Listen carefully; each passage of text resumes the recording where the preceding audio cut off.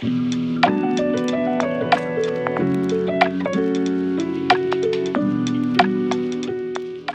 there guys, in this tutorial I'm going to show you another case study of using the Wix Real-Time API to show the number of count for the number of people who clicked on an icon. So for example, we have this icon here. This is a logged in account and this is an incognito window, and when I uncheck this or remove the heart there, it's supposed to recalculate the number of hearts and also do the same for the incognito window. So this is my view and this is for the user who is not logged into the site. So for anyone who is currently on that page, they will be able to see when this number changes on both screens. Now this is one of the first use cases for Wix Real-Time API. Another use case is when you add this feature to a repeater. So for example, I'm logged into the site and this is an incognito window, and I go ahead and heart this icon. As you can see, this will change here, it will also change here.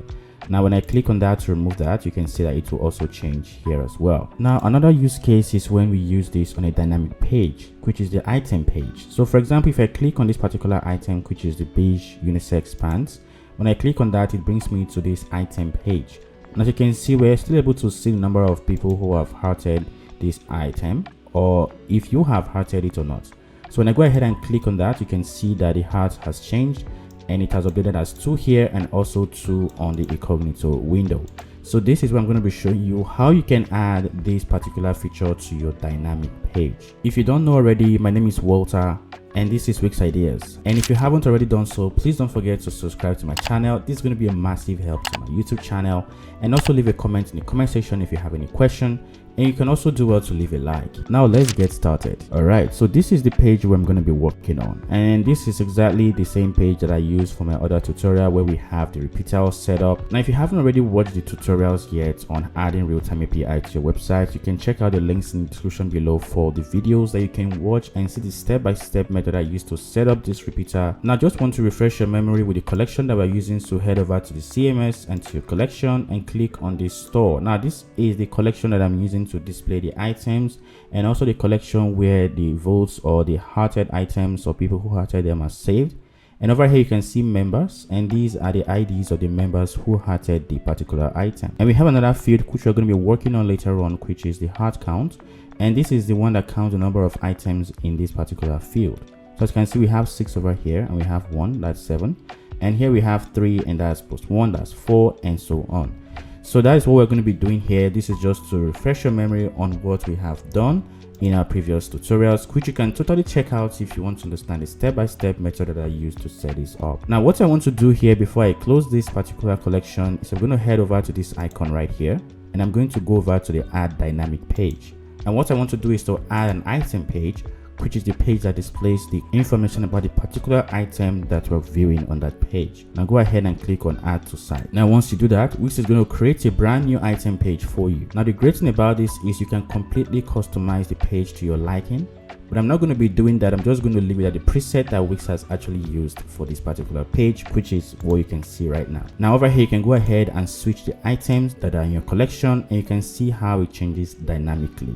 So the design is the same, but the content is different based on the item you are viewing. Now, so what I want to do here is to head back to my home page. That is where the repeater is.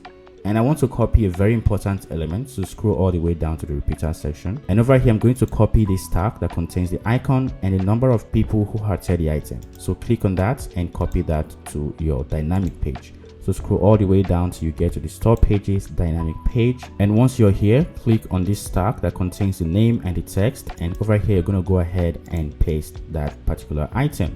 Now once you paste, you can see that we have this tag, so align that to the left, and here we're going to do something. We're going to go ahead and click on this basic shape. We're going to go over to this sidebar, and we're going to click on design and change the fill color to white so that it's visible. As you can see, we can see the icon now.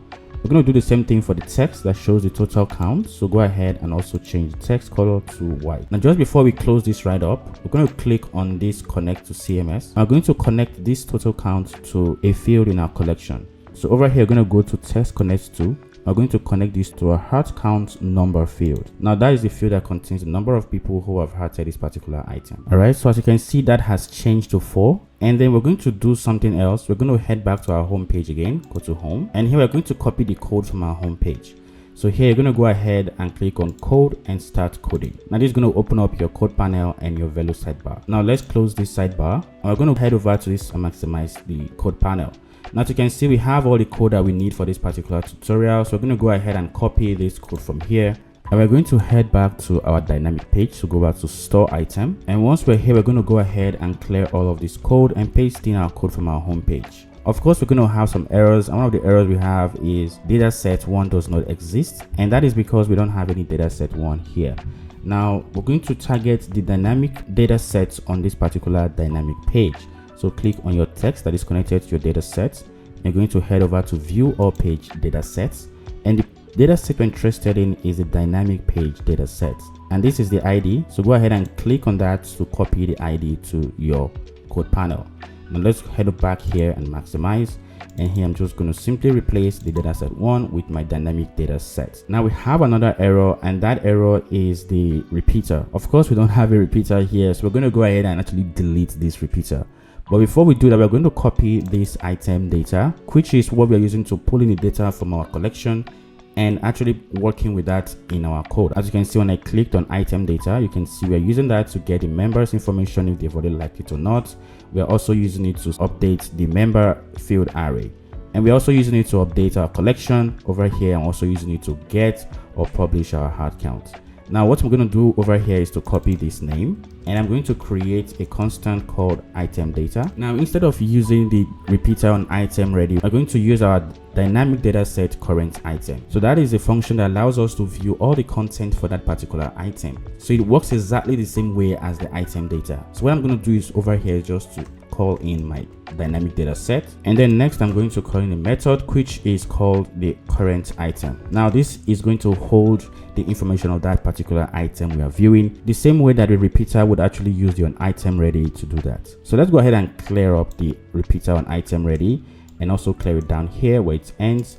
As you can see, we have another problem, which is the $sign item, and this is because we're targeting the particular item on a repeater, but we don't need to do that now since we're on a regular page and the element that we're working on is on a page and not on a repeater. So we're going to revert this to the $sign W, which is a selector to select elements on your website. So I'm going to change that for this, and for this as well. Alright, so that is it about that. But first of all, we're going to head back to our home page, and what I'm going to do there is to link to our dynamic page. So let me head back to the repeater on my home page, which is right over here, and I'm going to be adding a link to this. When a user clicks on this particular image, it's going to redirect them to the dynamic page. So click on connect to CMS, and over here that says link connects to, you're going to connect that to your dynamic pages store item. Now when a user clicks on this, it's going to bring them to the dynamic page for that particular item, and it's also going to show if the user has already halted the item. So let's go ahead and refresh this page. Amazing. So we are here on our repeater area, and as you can see, we've linked these images to their respective dynamic pages, and as you can see, we have the votes. So when I click on this, it's supposed to reduce that to 3. As you can see, it did that. And when I click on this to view the dynamic item, which is this item, you can also see that we have 3 being listed there. And you can also do the same thing and hide this icon directly from your dynamic page. And when you head back to your home page, you can see that we also have the total count showing as 4, and this is also showing up that it's been hearted by you. So when you click on this item that has been hearted, you can see that it still shows that it's been hearted. And when you go ahead and click on that to unheart that, it reduces to 6, and it also reduces to 6 as well here. Now what I'm going to do is to view this on an incognito window and also from my own page. Amazing. So I'm here viewing these on where I'm logged in, and here is an incognito window, which is the user's side of view. And as you can see, when I click on this, it's supposed to change that to 7 here, and also change it to 7 here as well. Now let's open up the dynamic page for these 2 items, and we can see we have the total count here, we have the total count here.